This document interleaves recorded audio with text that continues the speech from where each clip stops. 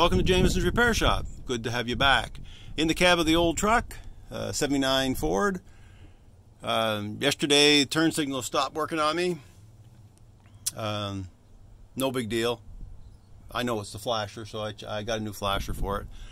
I thought I'd do a video on it. It's such a basic thing, but I belong to a few groups, Facebook groups around these old trucks, and mostly the old trucks because that's what I have.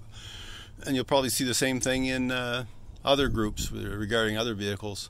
But the problem I'm seeing, not a problem, it's something that keeps coming up, is people are asking questions around just very basic issues with these old vehicles. And nothing against these people. They don't know, they ask the question. And we're big, and hopefully we're big enough to be able to help answer them. So if you're a professional mechanic, then this video is definitely not for you. But if you're someone with an old car or old truck and you're kind of stumbled, this may help you. And that's why I'm putting it up. So let's get into it.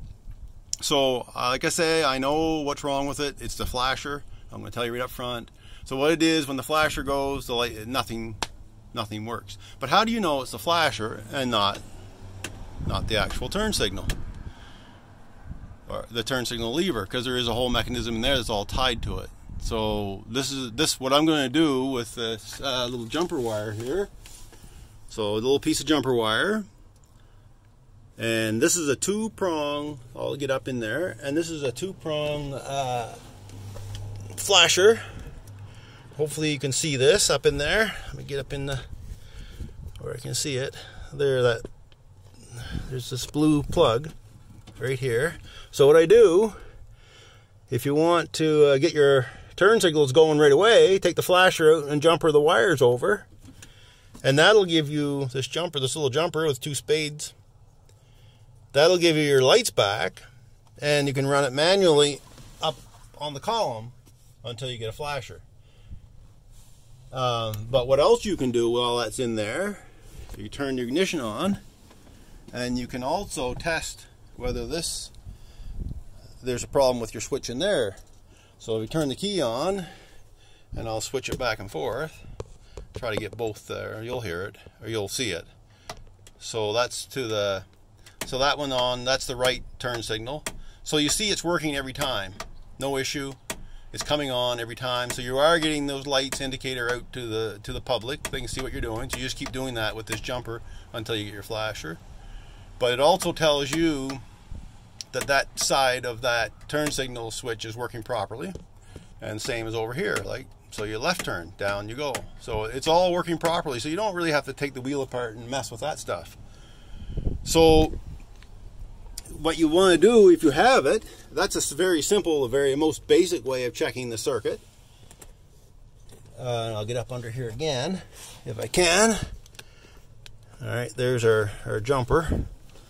So I'll pick the jumper out, and what you should do as well, if you have it, if you don't, and you don't have a test light or a multimeter or something, but I suggest that if you're running one of these old vehicles, I would get minimum one of these test lights, these probe lights. So you just take this has a clamp on this end and a probe on the other, and you ground this end. So you take find a ground, which is not always that easy, especially on the newer vehicles, but on the older ones there's more exposed bolts.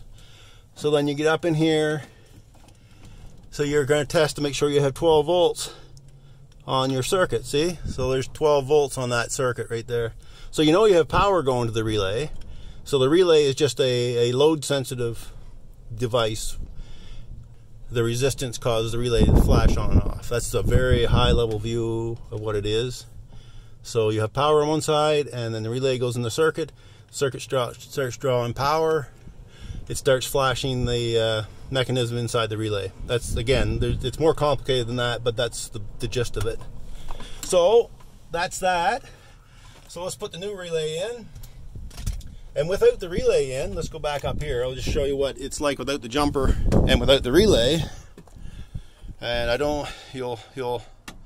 there's absolutely nothing happening. So if you just take that's what the idea of the jumper is. If you're on the side of the road and you're stuck and you don't have any turn signals, and you really want to have turn signals, You have one of the little jumpers with you. Anything at all, the jumper, it would be fine. Paperclip would work. It might be a little light, but so there you go. So you actually have no turn signals whatsoever without that in there. So you jumper it over, give direct power, and then you can manually flick to show people what's going on. Or you can just go buy a new flasher like this one right here that I got today for it. So let's put the flasher in. So down we go, in with the flasher. If you can see again, I'm working upside down here because the camera's taking up my space. So the flasher goes in, 2-prong. There's multiple types of these, so you have to know what you're working on. But these old trucks, most of them are, these older vehicles, most of them are just a 2-wire flasher. There are 3s, and then you get into the more modern ones are different again. They look more like a relay you'd find under the hood in your fuse box.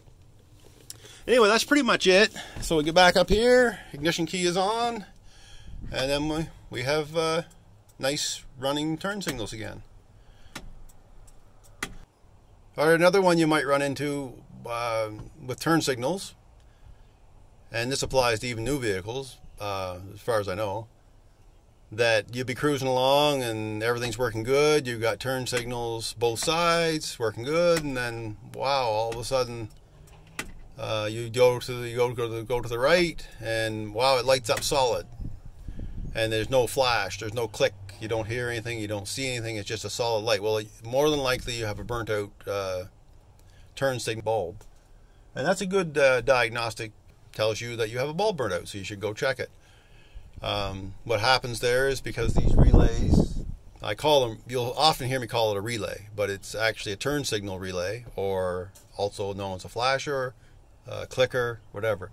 But they run off of resistance. So once there's not enough resistance in the circuit by one of the bulbs burning out, then there's no longer any resistance on that bulb.